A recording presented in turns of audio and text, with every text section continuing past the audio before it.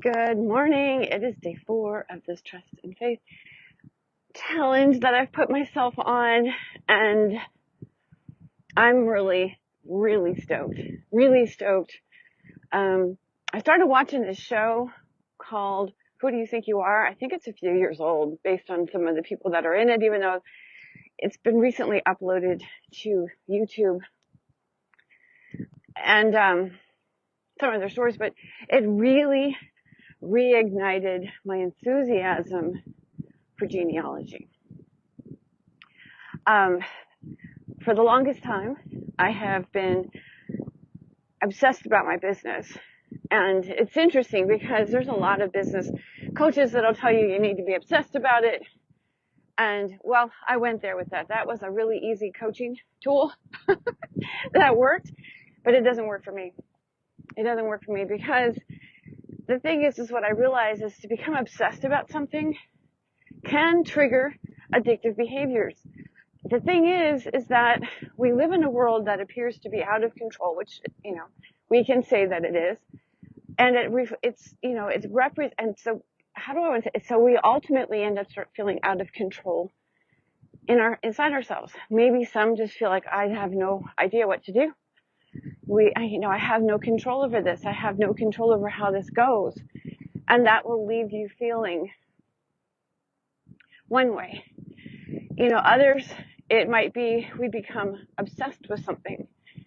And learning how to, like I said yesterday, make that distinction so that you can begin to create, I don't like to use the word balance, but that's really kind of what there is for me to say.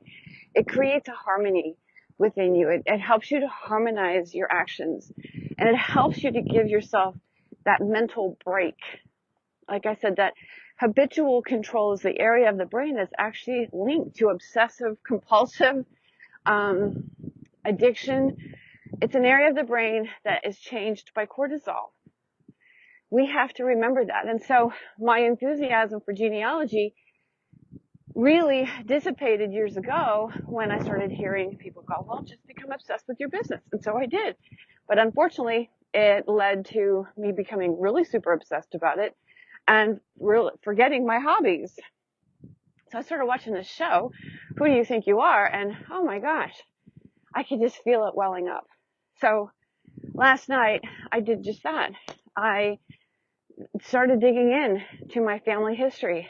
I had done it a little bit on my dad's side years ago, but I had never really investigated my mother's side. I always related to my grandparents as people. I just figured I knew them because I knew them. And I never realized that there really weren't any stories told. And I talk a lot about epigenetic memory, generational trauma, but my curiosity about them is not about finding out the problems, and it's more about how they handled this adversity, how they handled it, because I was able to trace it back last night, and I just want to say this much, to my great-great-great-grandfather, Janos something or other. It's a different spelling. I don't know how to pronounce it. Everybody knew them as Sasfi, but come to find out, my grandmother used to tell me, she was like, well, Sasfi is kind of like Smith, and everybody has the same last name. And I'm like, because she and my grandfather had the same last name. Well, come to find out, they were naming themselves after a community to be able to identify their tribe, so to speak. To be able to identify their community, it was one way of identifying one another, which I find fascinating because the Amish kind of do the same thing. But more importantly, looking at what they went through, the adversity, and realizing that this is in my genes. Hardship, not being able to, financial hardship was big in Hungary. They came from a very northern community that eventually became overthrown by the Nazis, but they were able to get out. But there was financial hardship. There was, they were just destitute. And so they came over here and just had, and I mean, they just really did it. I mean, they changed their identities.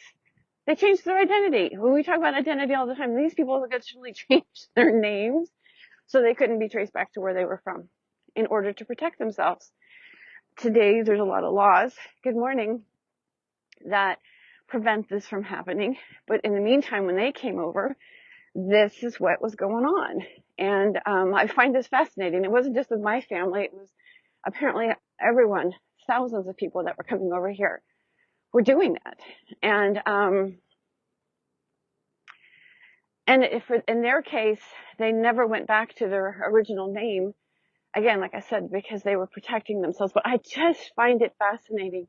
And to know that that's in my genes is super, super exciting, because what I wanted to mention here is when we feel out of control, when we feel like his life is out of control, and we have this tendency to feel out of control, we begin to take on behaviors. That stress, like I said, that cortisol makes changes to your brain, and it will, without recognition, without that distinction, begin to drive you to take actions that may not be in alignment with thriving, pardon me for sounding cliche, but it will be more in alignment with survival, because that's how you're wired.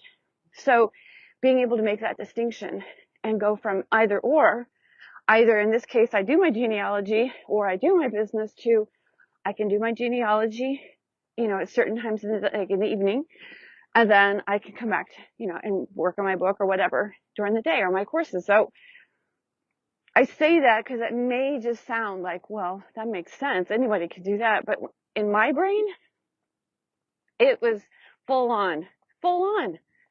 I mean, intense, obsessive. I got to do this. I need to have this. It was just like, but now I understand it. And this is what I'm going to be talking about on Saturday, this coming Saturday the 11th, is about control, how it is affecting our lives, how it's affecting our decisions, and we don't even realize it. And again, it may sound reasonable to go, well, yeah, of course you can just make decisions but when you're in that mode of survival and you've been used to being stressed and full on most of your life, because the truth is that, or factually, we live in a very emotional and environmentally volatile world. And it creates it creates a threat to your system, and it can keep you into that, like super focused or super distracted. Again, how it shows up in one person is really dependent upon the way your brain is processing information, the way it's wired.